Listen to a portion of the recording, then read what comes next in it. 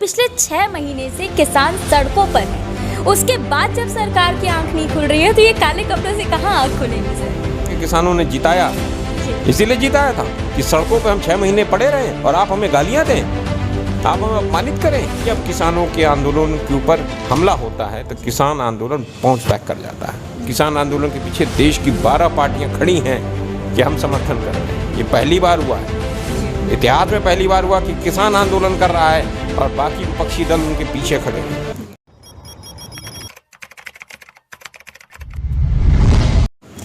नमस्कार, मैं आपके साथ प्राची पांडे और आप सत्याग्रह देख रहे हैं। दोस्तों, आज 26 मई है।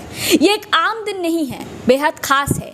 खास इसलिए क्योंकि 2014 में इसी दिन भारी जीत के बाद प्रधानमंत्री नरेंद्र मोदी ने शपथ ग्रहण की थी। 2019 में भी चुनाव में जीत के बाद आज ही के दिन यानी 26 मई के दिन ही प्रधानमंत्री जी ने शपथ ग्रहण की थी। तो यानी एक तरह से देखा जाए तो भाजपा के लिए 26 मई का दिन बेहद खास है। लेकिन अब ऐसा लग रहा है कि यही 26 मई कहीं ना कहीं भाजपा सरकार की सत्ता के लिए सबसे घातक साबित होने वाला है। ये मैं क्यों कह रही हूँ? क्योंकि आज के दिन 26 मई के दिन किसानों ने काला दिवस मनाने का ऐलान किया है और लगातार ऐसी तस्वीरें आप सोशल मीडिया पर भी देख रहे हैं। काला दिवस मनाते हुए जो है वो किसान नजर आ रहे हैं। हमारे साथ किसान नेता और पूर्व भाजपा नेता प्रबल जी हैं। प्रबल जी, बहुत स्वागत है आपका सत्याग्रह। धन्यवाद। तो इनसे आज हम बात करेंगे और जानेंगे कि किसान नेता आज ये जो काला दिवस मना रहे हैं उसका क्या कारण है और इसका कितना असर पड़ने वाला है भाजपा सरकार पर, ये हम इस विषय पे आज बात करेंगे। प्रबल जी, पहले तो मैं आपसे जानना चाहती हूँ, मैं एक बार फिर से आपसे सवाल करना वही चाहूँगी कि आप पहले भाजपा में थे और अब आप किसान नेता के रूप में जाने जाते हैं। आपने इनको बहुत सारे चैनल्स पर देखा होगा और बहुत मुखर होकर आप बोल रहे हैं। तो मैं जानना चाहती हूँ कि पहले ये परिवर्तन आया कहाँ से? देखिए प्राची, पहले भी आपसे जब बात हुई थी जी, और लगातार आंदोलनों में आपसे मुलाकात भी हुई है, लगातार हम लोग आंदोलन में मिले जी। तो मैंने जब आंदोलन शुरू हुआ था तो मैंने आपको पहले ही बताया था कि 13 दिसंबर 2020 को जी, मैंने खुद प्रेस कॉन्फ्रेंस किया था यहाँ पर गोरखपुर में जी, प्रेस क्लब में प्रेस कॉन्फ्रेंस किया था किसानों के समर्थन में। और सरकार से कहा था कि आप इस कानून को वापस ले लीजिए और नए तरीके से कानून बना दीजिए, क्योंकि ये देश के ही लोग हैं जी, कोई दूसरे लोग तो हैं नहीं। किसान इस देश की रीढ़ है, गांव इस देश की रीढ़ है जी। लेकिन इन लोगों ने बात नहीं मानी तो मुझे जाकर मजबूरन जाकर पार्टी को छोड़ना पड़ा। मैंने जाके गाजीपुर बॉर्डर में जाके किसानों के बीच में जाकर मैंने अपना त्यागपत्र भेज दिया।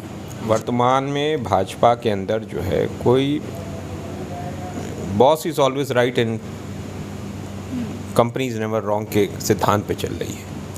यहाँ ये है कि party is always right and leader is never wrong. किसानों का आंदोलन पिछले 6 महीने से चल रहा है, कोई सुनवाई ये सरकार कर नहीं रही है और ये उससे टकरा रही है, उन किसानों से टकरा रही है जिन किसानों ने इस देश के अंदर मुगलों और अंग्रेज़ों के खिलाफ लड़ाई लड़ी थी। और ये ग्राम समाज है, ये गाँव समाज है। ये गाँव समाज के ऊपर जब जब विपत्ति आती है, जब जब कोई आक्रांता उन पर हमला करता तो वो इकट्ठे हो जाते हैं। अगर सरकार ने एमएसपी जारी कर दी 1975 तो आज 1975 रुपया नहीं मिल रहा है किसानों को। हम तो ये कहते हैं कि आप एमएसपी गारंटी कानून दीजिए, 3 काले कानून को वापस लीजिए, फिर से नए कानून बनाइए। हमारा कहना ये है। तो कुल मिलाकर के आपने जैसे बताया हमें कि ये कारण है जिसकी वजह से किसान आंदोलन कर रहे हैं और मुझे लगता है शायद आज उसको रिप्रेजेंट करते हुए आपने भी काला कपड़ा रखा है, इसी वजह से पहना है क्या?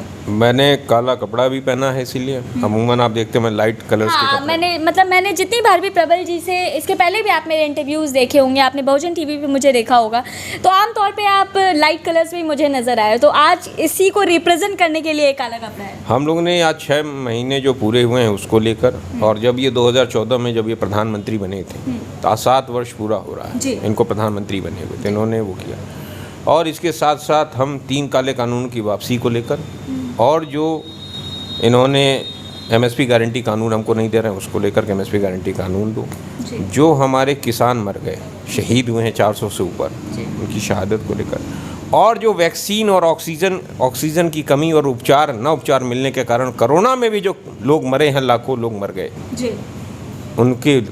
उनकी सरकार की नीतियों के खिलाफ हम इस विरोध प्रदर्शन के लिए इस विभिन्न गाँव में अच्छा लोग काले झंडे अपने घरों पे लगाए हैं। मैंने भी अपने गेट पे लगाया है। अच्छा। आपने मेरी फ़ोटो भी देखी होगी। जी जी और जब हम लोग नहा धो लिए तो हम लोगों ने काला कपड़ा पहन लिया। अच्छा। विरोध ये प्रतीकात्मक विरोध है। मैं प्रतिगत। एक सवाल करना चाहती हूँ, आपको लगता है कि ये काले कपड़े पहन के, क्योंकि पिछले 6 महीने से किसान सड़कों पर हैं, उसके बाद जब सरकार की आंख नहीं खुल रही है तो ये काले कपड़ों से कहाँ आंख खुलेगी सर? खुलेगी आँख। हाँ अभी आँख खुली है इनकी। बंगाल में ये हारे हैं। उत्तर प्रदेश के पंचायत चुनाव ने बता दिया है कि किसान आंदोलन की व्यापकता क्या है। नहीं खुलेगी।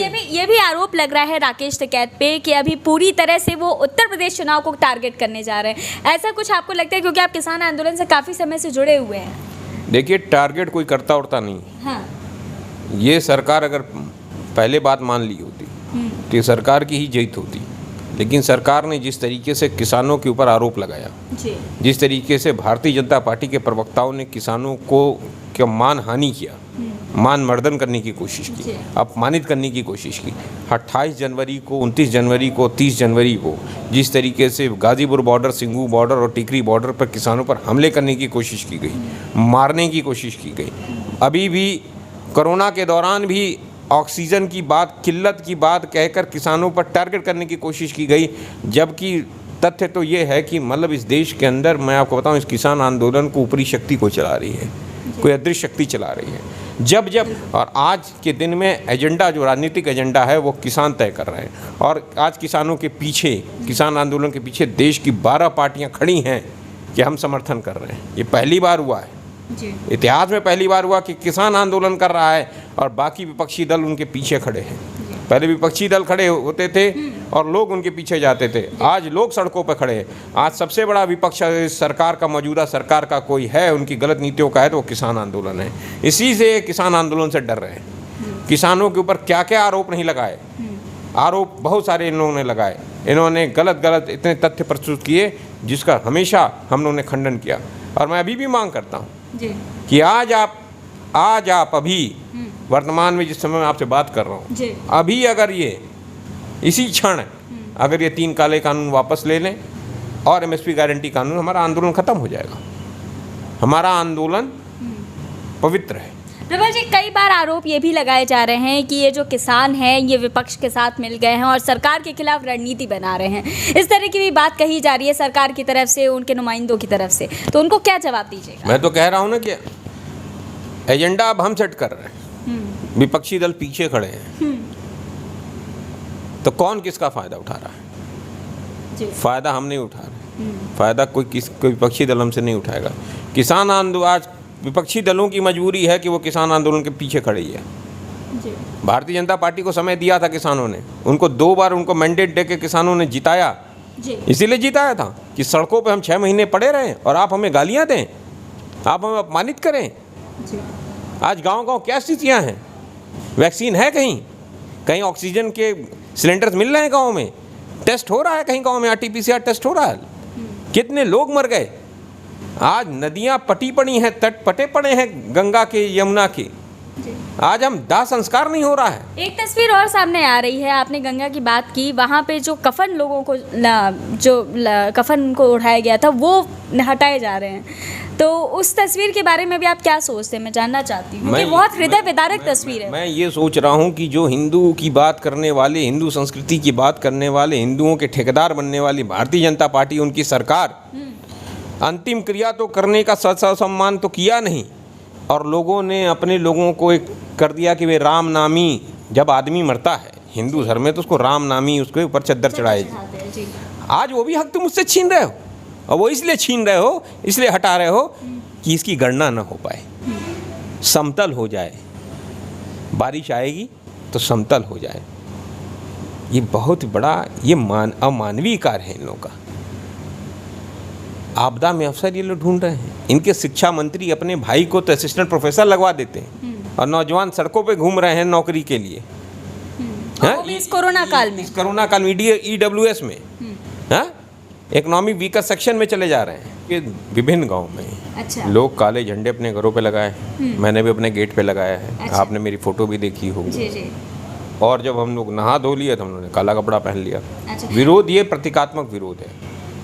एक सवाल करना चाहती हूँ, आपको लगता है कि ये काले कपड़े पहन के, क्योंकि पिछले 6 महीने से किसान सड़कों पर हैं, उसके बाद जब सरकार की आंख नहीं खुल रही है तो ये काले कपड़ों से कहाँ आंख खुलेगी सर?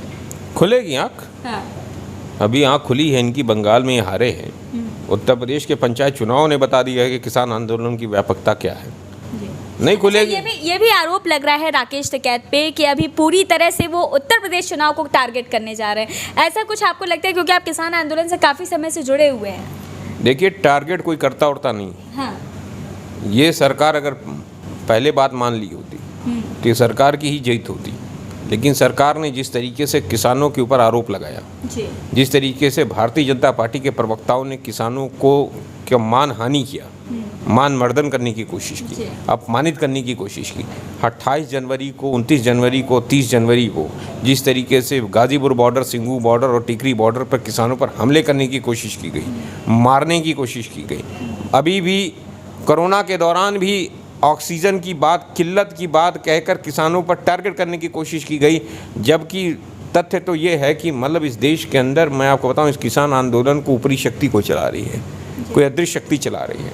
जब जब किसानों के आंदोलन के ऊपर हमला होता है तो किसान आंदोलन बाउंस बैक कर जाता है। और आज के दिन में एजेंडा, जो राजनीतिक एजेंडा है, वो किसान तय कर रहे हैं। और आज किसानों के पीछे, किसान आंदोलन के पीछे देश की 12 पार्टियां खड़ी हैं कि हम समर्थन कर रहे हैं। ये पहली बार हुआ है इतिहास में, पहली बार हुआ कि किसान आंदोलन कर रहा है और बाकी विपक्षी दल उनके पीछे खड़े हैं।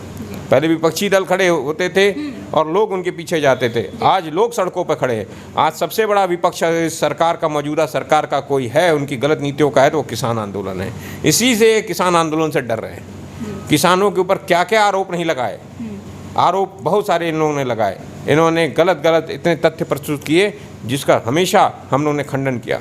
और मैं अभी भी मांग करता हूँ कि आज आप अभी वर्तमान में जिस समय मैं आपसे बात कर रहा हूँ, अभी अगर ये इसी क्षण अगर ये 3 काले कानून वापस ले लें और एमएसपी गारंटी कानून, हमारा आंदोलन खत्म हो जाएगा। हमारा आंदोलन पवित्र है। प्रबल जी, कई बार आरोप ये भी लगाए जा रहे हैं कि ये जो किसान हैं ये विपक्ष के साथ मिल गए हैं और सरकार के खिलाफ रणनीति बना रहे हैं।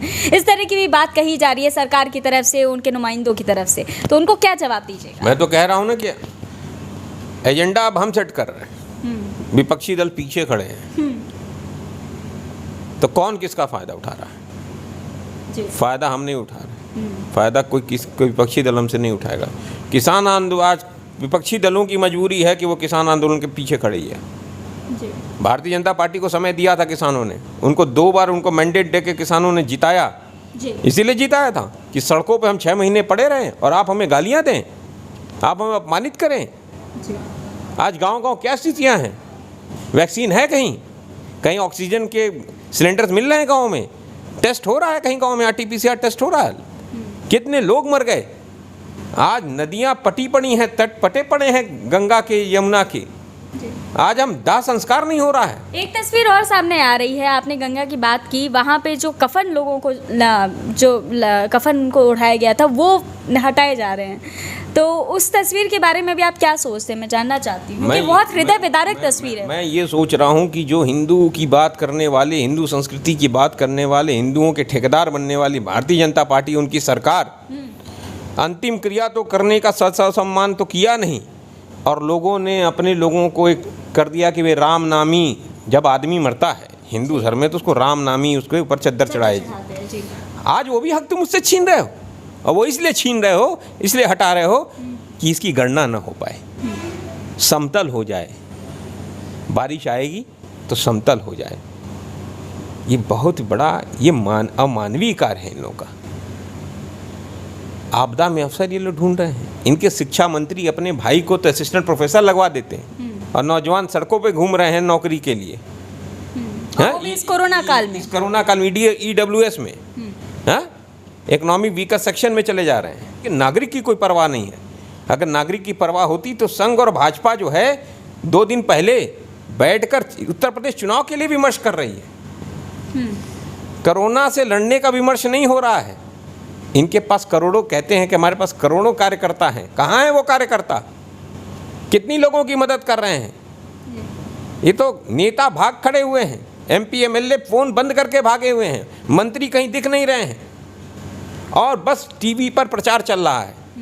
बस 6,700 करोड़ रुपये पिछले 7 सालों में नरेंद्र मोदी ने अपनी इमेज बिल्डिंग में लगाई, अपने एजेंडे और प्रोपोगंडा को। उसी तरह से उत्तर प्रदेश की सरकार ने भी किया है, उसी तरह दिल्ली की सरकार भी कर रही है। इन लोगों को जनता से कोई मतलब नहीं है, कोई मतलब नहीं है। जनता मर रही है तो मरे, ये बेपरवाह है और इसका खामियाजा इनको भुगतना पड़ेगा। तो आपको क्या लगता है इस बार जो उत्तर प्रदेश चुनाव होने वाले हैं, इसका कहीं ना कहीं किसान आंदोलन का असर अब उत्तर प्रदेश चुनाव पर भी, क्योंकि पिछली बार जब बंगाल चुनाव हुए तब भी राकेश टिकैत ने भी ये दावा किया था कि बंगाल चुनाव पे कहीं ना कहीं किसानों का असर देखने को मिलेगा और दिखा भी, जिस तरह से वहाँ पर किसानों ने आंदोलन किए थे और उसके बाद बंगाल में बीजेपी की करारी हार हुई है।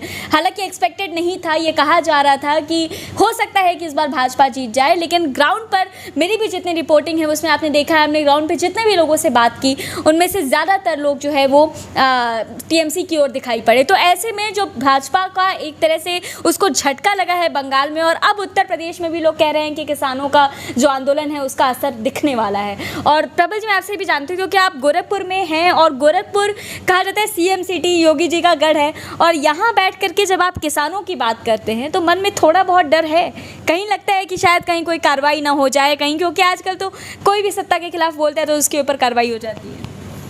पहला मैं जवाब दूंगा कि जो आपने कहा कि किसान आंदोलन का क्या प्रभाव है। किसान आंदोलन का प्रभाव इनको पंचायत चुनाव में भारतीय जनता पार्टी को समझ में आ गया। तीसरे नंबर की पार्टी बन गई भारतीय जनता पार्टी। उन्होंने कैंपेन किया था अवध क्षेत्र में। अच्छा। मैं आया हूँ, बैठा हुआ हूँ, और मेरे परदादा आज़ाद हिंद फौज में थे। अच्छा। हम अंग्रेजों से नहीं डरे तो हम इन लोग से डरेंगे? अरे मौत और ये चुटकियों का खेल होता है। ज़िंदगी देने वाला ऊपर वाला है और मारने वाला भी ऊपर वाला। जितनी सांसें लिखी होंगी तो ऊपर वाले ने लिखी होंगी। जिस दिन मारना चाहेगा मार देगा। इनसे नहीं डरता मैं। ये गिद्दड़ भक्कियाँ देते हैं ये 7 सालों से, गिद्दड़ धमकियाँ देकर, बंदर उड़कियाँ देकर ये लोगों को जेल में डालकर केसेस करके लोगों को डराना चाहते हैं। और मैं सत्य के साथ हूँ। सत्य परेशान हो सकता, पराजित नहीं हो सकता। हमें डर नहीं है। हम देखना चाहते हैं कि कितनी ताकत है इनको, कितने दिन तक ये बेपरवाह होकर घूमे। और इनको बनाया हमने, हमारी वोट की ताकत से ये बने हैं, इसी ताकत से बने हैं, इसी ताकत से इन्हें वापस लाएंगे।